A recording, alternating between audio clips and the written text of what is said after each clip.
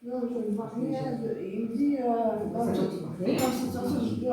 Écoute, Mais tu vas aller là-bas devant. fais ce que le Seigneur te met, Annie, fais ce que le Seigneur te met à cœur. Voilà. D'accord? Voilà. Il faut être attentif à l'Esprit Saint. Sébastien, tu veux prier pour la parole. Amen. Seigneur, je te prie pour la parole qui va être apportée aujourd'hui par notre frère Roger, qui va parler par sa bouche.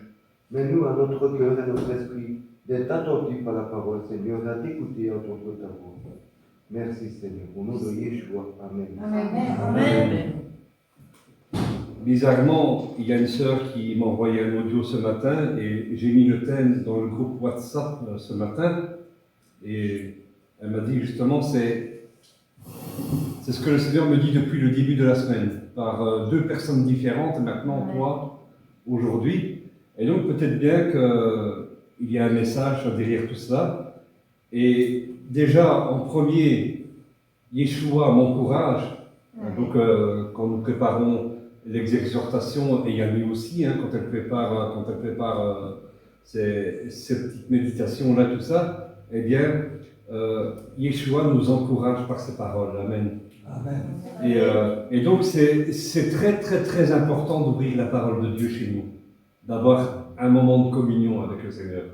Et je vous assure, je me suis levé hier à 5h30 du matin, et j'ai reçu ce verset de Proverbes, chapitre 16, verset 9, donc, qui dit, et donc ça c'est la version de la Bible juive, écrite par le frère David Stern. Le cœur de l'homme prévoit son chemin, mais Adonai, le Seigneur, Adonai dirige ses pas. Ce verset enseigne une profonde leçon sur la relation de l'effort humain, les efforts que nous faisons. Il y a les efforts que nous faisons et puis ce que Dieu fait, la providence divine. Vous pouvez réussir votre vie, vous pouvez avoir une vie prospère sans Dieu, mais vous pouvez faire tout autant de bien que vous le voulez et avoir vous-même, vous pensez avoir le contrôle de votre vie, mais il faut se poser la question, est-ce que cela suffit?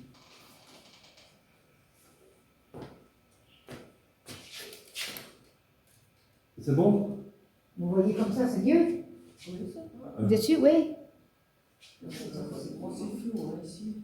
Et comme ça, je vois. Attends, regarde. Je vois. Chantal. Ouais, c'est bon. Chantal. C'est le sang, Ça avec la caméra. Comme ça? C'est parce qu'il faudrait enlever une dent, mais bon, voilà. Comme ça, vous voyez? Oui. C'est bon. Alors, donc nous avons lu, le cœur de l'homme prévoit son chemin, mais Adonai dirige ses pas. Le cœur de l'homme prévoit son chemin. Il est naturel et même positif que nous établissons des plans dans notre vie, nous réfléchissons à notre avenir, que nous prenons des initiatives. Et entre autres, s'il te plaît, Angela, passe pas comme ça tout le temps, sinon ça distrait. C'est Marthe. Là, c'est bon.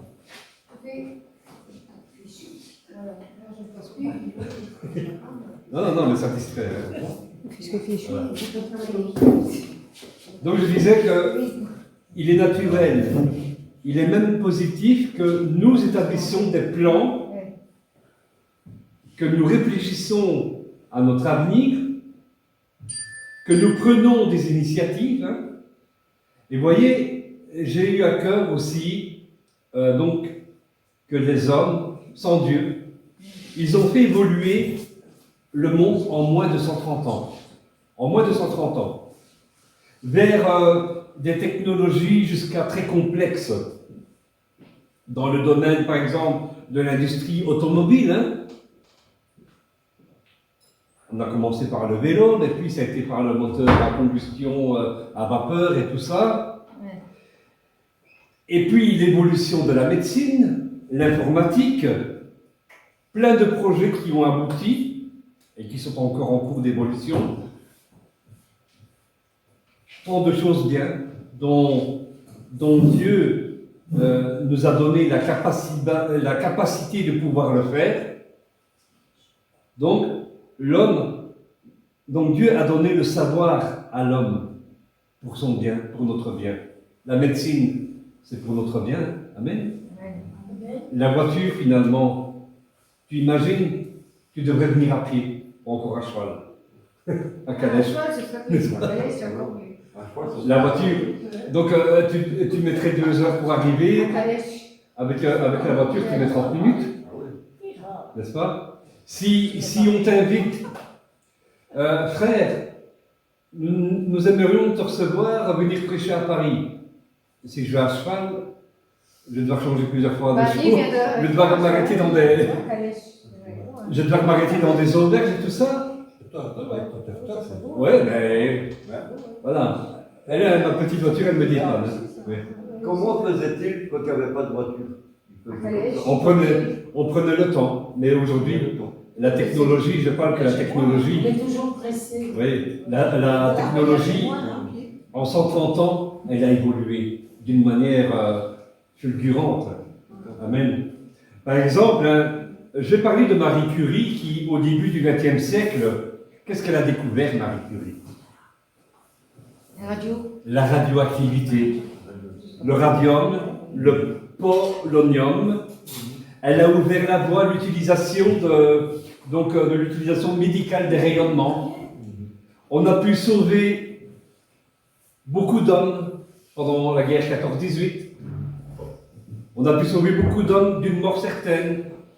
Un homme qui avait été blessé au combat, il serait mort à cause de la gangrène. Mais la technologie, la médecine que Marie Curie a apportée, donc la radioactivité, eh bien, ça a permis de sauver beaucoup d'hommes. Ça permet de sauver aujourd'hui des vies. Amen. Ce fut un bon plan. Marie Curie n'a pas donc découvert directement la médecine nucléaire, mais donc telle qu'elle existe aujourd'hui, mais elle est la pionnière fondamentale. Mais je pense que si elle avait su ce que les hommes en feraient de la radioactivité, elle se serait sûrement abstenue peut-être de poursuivre ses recherches. Dieu donne à tous la connaissance, mais au travers de cette connaissance qu'il nous donne, il nous donne aussi une conscience entre le bien et le mal de ce que nous pouvons faire avec. Ce que nous choisirons, comme voie en résultera le jour où nous comparaîtrons devant Dieu. Dans le jardin d'Éden, il y avait l'arbre. Il y avait 2 arbres, hein, et un que ici je parlais. Il y avait l'arbre de la connaissance du bien et du mal que l'homme ne pouvait pas manger. Et nous voyons en gros, pour l'homme, a-t-il résisté? Non, il n'a pas résisté. Le serpent vient, c'est du Ève, il lui fait comprendre que Dieu lui cache des choses et il lui ouvre les yeux sur l'arbre. Et quand Ève lui dit que l'Éternel lui avait dit que s'il mangerait du fruit de cet arbre, il mourrait, le serpent répond: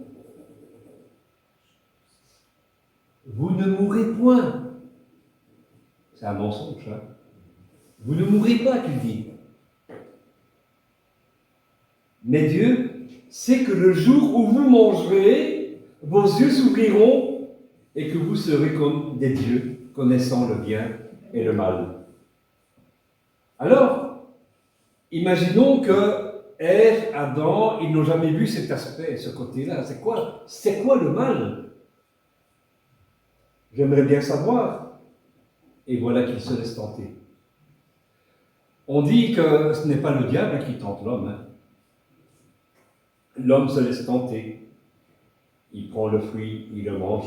Les yeux d'Adam et Ève s'ouvrent et un grand sentiment de honte les envahisse. Ils ne sont pas morts tout de suite, mais une maladie dégénérative est tombée sur l'homme, menant jusqu'à la mort physique. Vous savez que l'homme aurait pu vivre éternellement. Et comment? Dans Genèse, chapitre 3, verset 22-24, qui dit « L'Éternel Dieu dit, voici l'homme est devenu comme l'un de nous pour la connaissance du bien et du mal. Empêchons-le maintenant d'avancer sa main, de prendre de l'arbre de vie, d'en manger et de vivre éternellement. Et l'Éternel Dieu le chassa du jardin d'Éden pour qu'il cultivât la terre d'où il avait été pris. C'est ainsi qu'il chassa Adam et il mit à l'orient du jardin d'Éden les chérubins qui agitent une épée flamboyante pour garder le chemin de l'arbre de vie. » Depuis ce moment, voyez-vous, l'homme est devenu habile autant pour faire le bien, dans le cas d'Abel, comme pour le mal dans le cas de Caïn. L'Éternel à Caïn lui a demandé une chose, domine sur la colère. Mais au contraire, il a entretenu cette colère. Il a dormi dessus, il a entretenu, il a attisé. Disons, il était là avec le tisonnier. Il a attisé la jalousie qu'il avait pour Abel, jusqu'à commettre l'irréparable, le premier meurtre. Le premier de toute une série. L'homme peut tuer un autre homme à partir de ce moment-là. Et c'est ce qu'il y a de plus mauvais dans le cœur de l'homme. Ainsi, en est-il de la connaissance, le savoir que Dieu met à notre disposition. Je crois que, voyez-vous, dans l'univers, il y a de la radioactivité qui entoure notre planète. Et je pense que si il faut qu'il y ait ces conditions-là pour que la vie sur Terre existe, pour que nous existions. Dieu a réuni ces choses autour de notre planète pour que tu puisses respirer, pour que les plantes puissent pousser, pour que nous puissions nous lever chaque matin, vivre, marcher, pour que nous puissions avoir des projets. Amen. Amen. Il y a les atomes, il y a les neutrons, j'en passe pour l'existence de la vie. Mais l'homme s'en servira pour la détruire, animé par l'esprit de celui qui a voulu opposer toute la création à Dieu. Nous avons des projets de paix au travers d'une technologie meurtrière. S'il n'y a plus de guerre depuis la guerre 40-45 ici en Europe, c'est parce qu'il y a la dissuasion nucléaire derrière. Nous faisons des projets de... Donc on dit que pour faire la paix, il faut déjà préparer la guerre. Donc derrière une technologie meurtrière, donc on fait la paix sous la menace de technologie meurtrière. Et autant que cela fasse peur à l'homme, ce que l'homme peut en faire. Nous réalisons en vérité que, en fait, la vie sans Dieu, nous n'avons aucun contrôle. Nous finirons un jour par détruire notre planète. Nous finirons un jour par anéantir toute forme de vie. Parce que la nature du mal, c'est ça. Mais le Seigneur dirige nos pas. Il ne le permet pas que cela arrive. Il dirige quand même l'homme, que nous soyons athées ou croyants. il ne permet pas que l'homme appuie sur le bouton aujourd'hui pour détruire sa création. Amen. L'homme a des bonnes résolutions en soi, mais sans le contrôle de l'Éternel, comme je l'ai dit, l'homme n'existe plus. L'Éternel, il est tant miséricordieux qu'il donne à l'homme la possibilité de se réconcilier avec lui. Il nous laisse le choix libre. Il n'y a pas besoin, vous voyez, c'est l'erreur que les croisés ont fait, et nous le payons aujourd'hui. Il n'y a pas besoin d'aller convertir des peuples à la pointe des mitraillettes, ou ce que les croisés ont fait, c'est à la pointe de l'épée. On a tenté de convertir le monde arabe à la pointe de l'épée. Aujourd'hui, ça se retourne contre nous. On a tenté d'aller convertir les Indiens d'Amérique à la pointe de l'épée. Est-ce que Dieu a besoin que nous utilisions des armes pour convertir? Amen. Dieu encouragera toujours l'homme vers le bien parce que c'est ce qu'il veut. Aime ton prochain. Amen. Car Dieu a tant aimé le monde qu'il a donné son Fils unique, afin que quiconque croit en lui, il doit le convertir par la force. Non, c'est un choix libre. Il nous laisse le choix entre choisir le bien ou le mal. Amen. Il nous encourage, malgré tout, donc, de toujours aller vers le bien parce que c'est ce qu'il veut. Et s'il n'y avait que ça, je pense que cela serait plus facile de croire que Dieu existe si le mal était inexistant. Mais alors, l'homme voit tout le mal qu'il y a dans le monde, même si on peut le faire avec des bonnes intentions au départ, l'homme se pose beaucoup de questions sur l'existence de Dieu. Et au lieu d'accepter la réconciliation, Apocalypse, chapitre 16, entre autres, et ça c'est la dernière partie où le Seigneur va déverser les 7e coupe de sa colère, c'est fini. Mais nous voyons qu'au travers de tous les fléaux qu'il se passe, nous avons d'abord les 7 sceaux qui vont se déchaîner sur la terre. Ensuite, nous avons les 7 trompettes, et puis nous avons les 7 coupes de la colère de Dieu. Donc, mais au travers de toutes les épreuves que Dieu envoie sur la terre et sur nous, il nous donne la possibilité de tourner nos cœurs vers lui. Mais au contraire, encore, les hommes ont de plus en plus mal. Ils souffrent de plus en plus. Mais au lieu de se tourner vers Dieu, ils le blasphèment. Ils le refusent. Le malheur, ce n'est pas de la faute de Dieu. Le malheur n'arrive pas de la faute de l'Éternel, mais parce que c'est la voie que nous choisissons, c'est le mal. Si tu choisis le mal,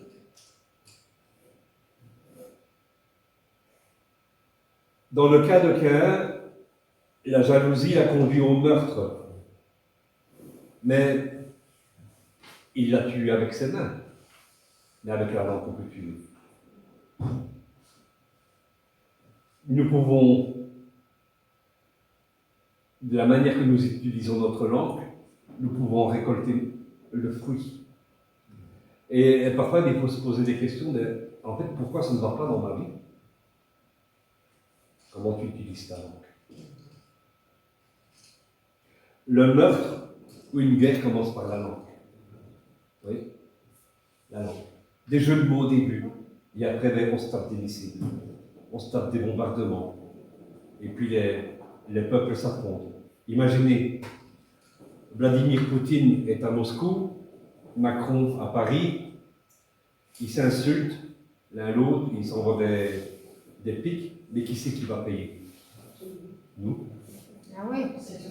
Oui. Vous voyez? Donc ce sont des jeux, c'est une guerre, hein? Ce sont des jeux de mots, ce sont des jeux de mots qui risquent de mener nos peuples à... Nous avons la menace, et on dit même qu'il est minuit moins une.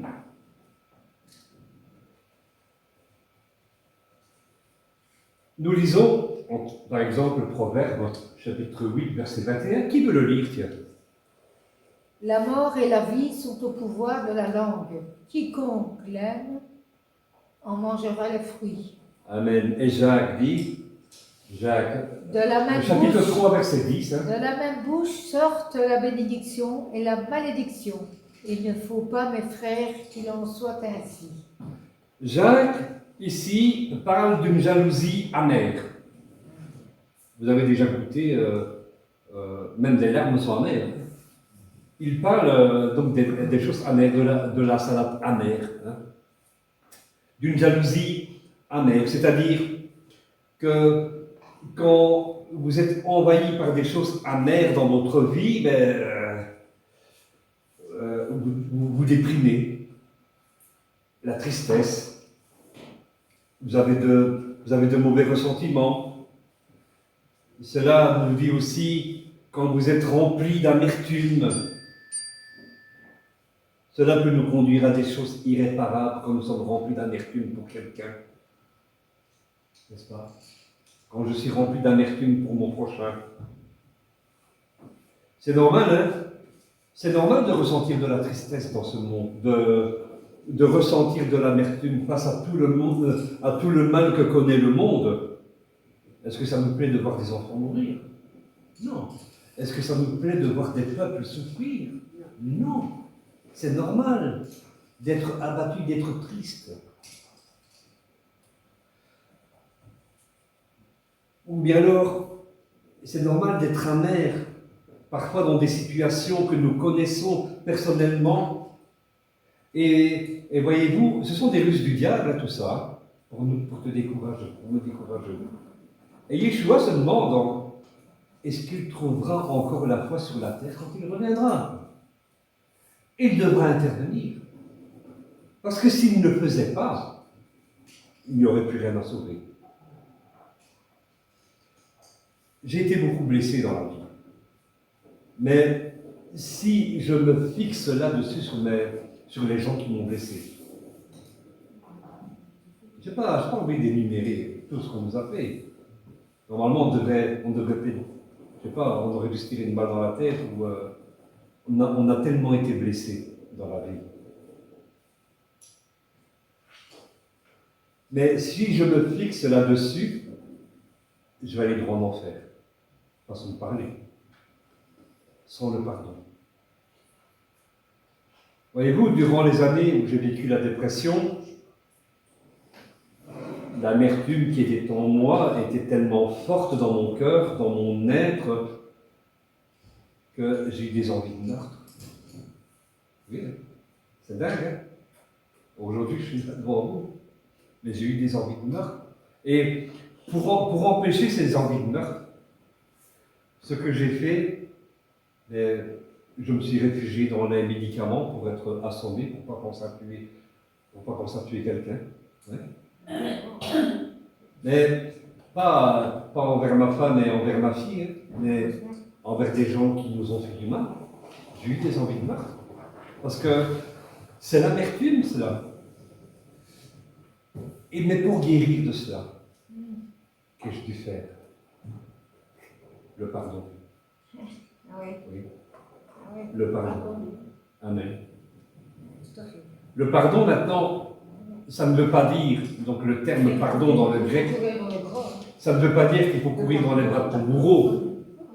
Mais le pardon, on dit là, hein, le pardon c'est aphémie en grec, qui signifie aussi que tu ne dois pas rester avec ton bourreau. Tu dois fuir, tu dois partir. Tu dois laisser derrière ça. Et en fait, quand ce mot-là dit que tu dois le laisser derrière, ça veut dire, écoute-toi, fais le job, pardonne. Ça veut dire que quand tu pardonnes, si tu restes là-dessus, tu n'avanceras pas spirituellement. Si tu es appelé à devenir un missionnaire de l'Éternel, tu n'avanceras pas si tu gardes les racines. Tu dois carrément les couper, les brûler. Et le Seigneur dit, laisse ça derrière, moi je m'en occupe. Mais toi avance. Amen. Ainsi, tu confonds tes adversaires. Tu confonds ceux qui ont voulu te détruire dès ton plus jeune âge. Tu confonds ceux qui ont parlé en mal de toi. Tu confonds ceux qui ont dit que tu ne réussiras pas dans la vie. Tu confonds ceux qui ont maudit ta vie. Parce que tu avances. Eux, ils parlent. Ils parlent.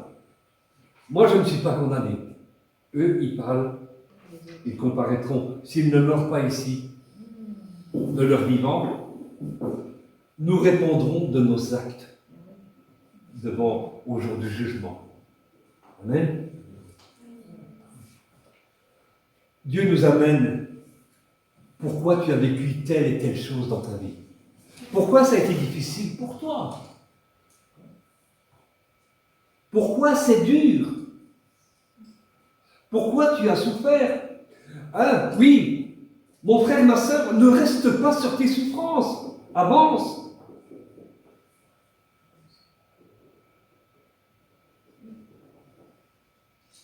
Yeshua veut nous amener à prendre conscience du pourquoi. Pourquoi tu as vécu telle épreuve? Pourquoi tu subis telle épreuve? C'est pour nous ça. Hein? Ésaïe chapitre 46 versets 10 à 11. Il dit. Oui. Oui. Tu vois bien? J'annonce dès le commencement ce qui doit arriver, et longtemps d'avance ce qui n'est pas encore accompli. Je dis, mes arrêts subsisteront et j'exécuterai toute ma volonté. C'est moi qui appelle de l'Orient un oiseau de proie, d'une terre lointaine un homme pour accomplir mes desseins. Je l'ai dit, et je le réaliserai, je l'ai conçu, et je l'exécuterai. Amen. Nous entendons aussi par là qu'il y a un autre verset dans Jérémie qui dit que l'Éternel, il a des projets, non de malheur pourtant, mais il a des projets de bonheur, hein, n'est-ce pas? Amen. Maintenant, ce verset-là, imaginez que Winston Churchill et d'autres, avant la guerre, hein, ils militaient pour le retour des Juifs en Terre Sainte, en Israël. Amen. Ce projet, il y en a qui disent oui, mais bon, c'est eux qui ont. Mais non, c'est une prophétie qui s'est réalisée. C'est Dieu qui a mis dans le cœur de Churchill et dans les hommes ce projet de retour des Juifs en Israël. Amen. C'est Dieu qui a mis cela dans le cœur de l'homme pour accomplir ses plans. C'est Dieu qui dirige les pas de l'homme. Amen. Vous voyez? Le pays était devenu désertique. Et il a refleuri comme les prophètes l'avaient annoncé. Les prophéties accomplies concernant Israël suivent un plan bien établi par l'Éternel. Et ce n'est pas encore fini. Amen. Adonai, Dieu, dirige les pas de l'homme. Le livre des Proverbes délivre souvent ce message de conjuguer l'action humaine avec la confiance. La confiance en qui? En Dieu, en Yeshua. Amen. Et la soumission à la sagesse divine. Avez-vous déjà vécu une expérience ou un plan, vous aviez des projets, mais ça n'a pas abouti? Tous, hein? Tous. Et puis finalement, ce n'est pas cela que Yeshua voulait pour vous. Et vous avez abouti à quelque chose d'inattendu, mais finalement, cette chose-là, elle est positive. Elle était positive. Nous l'avons vécu, hein? Amen. Il y a plein de projets, et même encore que bon, nous on s'est gonflé un peu le cou, parce que il y en a qui nous voyaient faire des concerts et tout ça devant des salles de milliers de personnes. Ben non, Mais Dieu ne veut pas. le Seigneur nous appelle à l'humilité. Voilà. Amen. Déjà, je pense que nous avons prêché dans une communauté où, Vous êtes beaucoup. Hein. pendant 5 ans, où il n'y avait qu'une seule personne. Et justement, pensez à cette histoire de Lot à Sodome, qui active le Seigneur. Mais Seigneur, donc, on va dégraisser, on va directement aller à 10. S'il restait 10 justes, est-ce que tu sauverais Sodome? Non, évidemment. Alors, même pour une seule personne, j'étais tout autant efficace que si j'aurais parlé pour lui. Amen. Mais je crois que même au travers du peu, c'est là que j'ai vu la grandeur de Dieu. Amen. Au travers des petites choses, c'est là que nous avons vu la grandeur de Dieu. Nous sommes, quand il y en a qui nous disent soyez bénis, vous savez qu'est-ce que je réponds? C'est moi je vous dis soyez bénis, il me dit Amen, je suis béni. Nous sommes bénis. Amen. Tu es béni, hein, ma femme, hein? Amen. Tu es béni d'avoir un mari comme moi. Donc, le Seigneur nous appelle à un équilibre spirituel. Hein. Faites donc tout ce qui est en votre pouvoir, avec détermination, avec responsabilité, mais gardez une humilité profonde, gardez une ouverture à, vous voyez, cette voie-là, ici, une ouverture à la guidance, c'est ce chemin-là que moi je veux que tu prennes. C'est pas celui-là, c'est celui-là. C'est moi qui dirige, je t'ai pas. Ce n'est pas toi qui dirige, je t'ai pas. Seigneur, je plonge dans ta présence, je me mets dans la totale confiance en toi, je te laisse diriger ma vie. Amen. Et je te remercie pour ce peu que tu nous donnes. C'est déjà grandiose. Hein? Et nous sommes déjà riches. Quelqu'un qui trouve une petite pépite d'or dans la rivière. Waouh! Qu'est-ce qui fait qu'on bond de joie? Et bon, après, le pire, c'est que il va l'annoncer à toute sa vie qu'il a trouvé une petite pépite d'or, et puis ben, finalement, toute sa vie arrive. Et... Oh, je n'aurais pas dû le dire.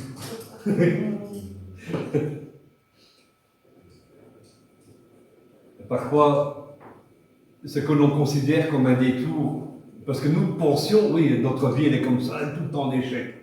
Non, en fait non.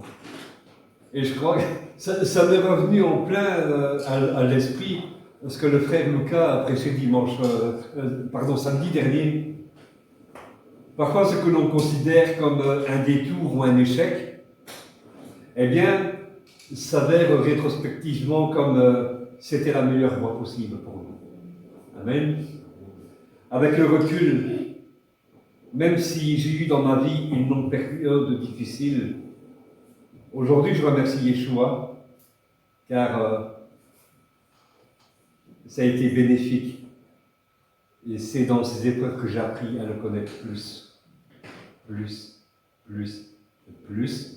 Et c'est indescriptible. Hein. Aujourd'hui, moi je vous dis que le Seigneur m'aime. Comment vous le dire, comment vous le décrire? Je veux que vous passiez cette expérience-là. Vous voyez que vos yeux, vraiment, en sortent des larmes quand vous direz. Je sais que, hein, c'est comme l'apôtre Pierre. Hein. Par 3 fois, Yeshua lui demande, est-ce que tu m'aimes? Mais Seigneur, tu le sais. Voilà. Amen. J'ai le plus vif désir que vous ayez cette même expérience que moi. Que vous sachiez dans votre plus profond, dans la moindre petite cellule de votre cœur. Mais je sais, Yeshua, que tu m'aimes. Je le sais. Est-ce que vous pouvez le voir dans mes yeux? Mais tu brilles, mon frère. Amen. Amen. Méditons là-dessus. Hein. Méditons là-dessus. Je suis sûr que Yeshua parle encore aux hommes aujourd'hui. Et il nous parle, tout comme à moi, il m'a parlé au travers. Normalement, je ne pensais pas faire de message aujourd'hui. J'ai dit, on va faire que de la louange. On va adorer l'Éternel. On va adorer Yeshua. Et hier matin, 5h30. Mais c'est inattendu. Dieu parle encore aux hommes. Et il suffit d'avoir l'esprit ouvert, d'avoir une oreille attentive. Quelqu'un a-t-il vu le film Moïse avec Ben Kingsley? Et donc, en fait, il y a un moment, les Israélites se plaignent parce que, en fait, Dieu ne s'adresse que toujours qu'à Moïse.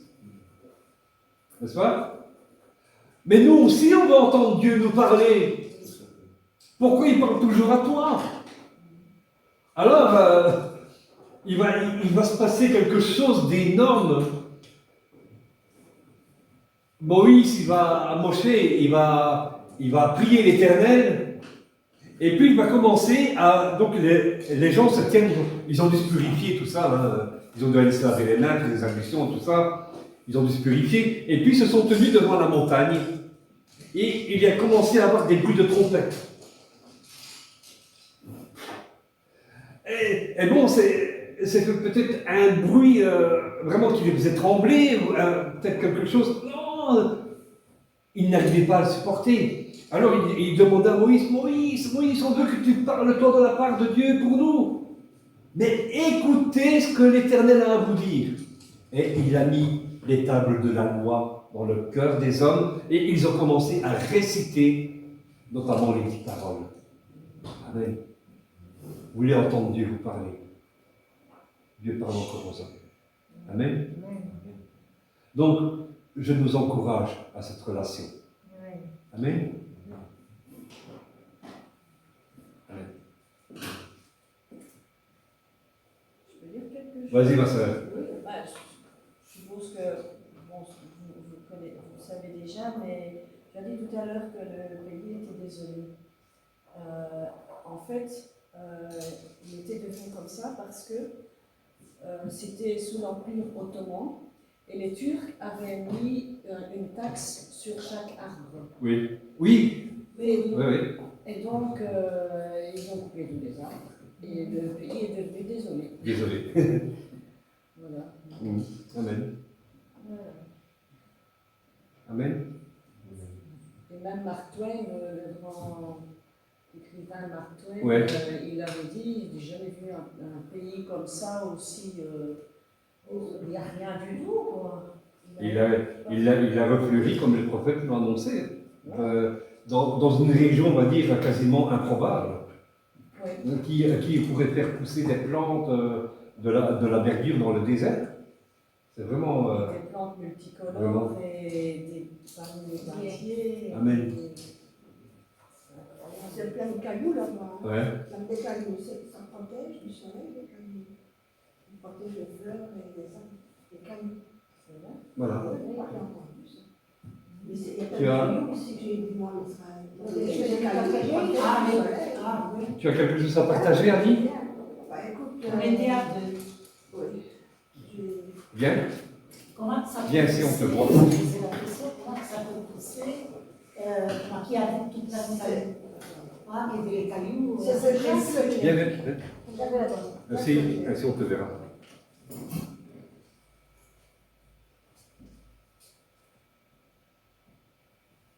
Moi, je veux dire, cette fois-ci, je n'ai pas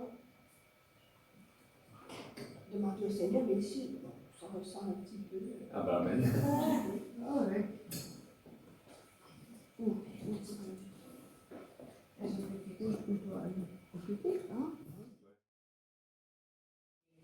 C'est important, Amen. le titre, c'est Je viendrai vers vous, vers toi. Pardon, je viendrai vers toi. Je crois qu'un jour, ton jour, ô mon Dieu, je m'avancerai vers toi avec mes pas titubants, avec toutes mes larmes dans mes mains. Et ce cœur merveilleux que tu nous as donné, ce cœur trop grand pour nous, puisqu'il est fait pour toi. Un jour je viendrai, et tu liras sur mon visage toute la détresse, tous les combats, tous les échecs des chemins de la liberté. Et tu verras tout mon péché. Mais je sais, ô mon Dieu, que ce n'est pas grave le péché quand on est devant toi. Car c'est devant les hommes que l'on est humilié. Mais devant toi, c'est merveilleux d'être si pauvre, puisqu'on est tant aimé. Un jour, ton jour, ô mon Dieu, je viendrai vers toi. Et dans la véritable explosion de ma résurrection, je saurai enfin que la tendresse, c'est toi, que ma liberté, c'est encore toi. Je viendrai vers toi, ô mon Dieu, et tu me donneras ton visage. Je viendrai vers toi avec mon rêve le plus fou, t'apporter le monde dans mes bras. Je viendrai vers toi et je te crierai à pleine voix toute la vérité de la vie sur la terre. Et je te crierai mon cri qui vient du fond des âges. Père, j'ai tenté d'être un homme et je suis ton enfant. C'est de Jacques Leclerc. Amen. Amen. Voilà la petite pensée, hein. La petite pensée du jour du soir. Ouais, vas-y. La vie est un livre. Chaque jour, une nouvelle page se tourne. Je vous souhaite qu'elle continue tous les ingrédients du bonheur. Voilà. Amen. Amen. Merci, ma soeur. Mais voilà. C'est l'explosion du monde, mais c'est le changement du monde. Même pas pris, c'était. C'est la première fois, c'est dans l'été. Vous avez bien fait.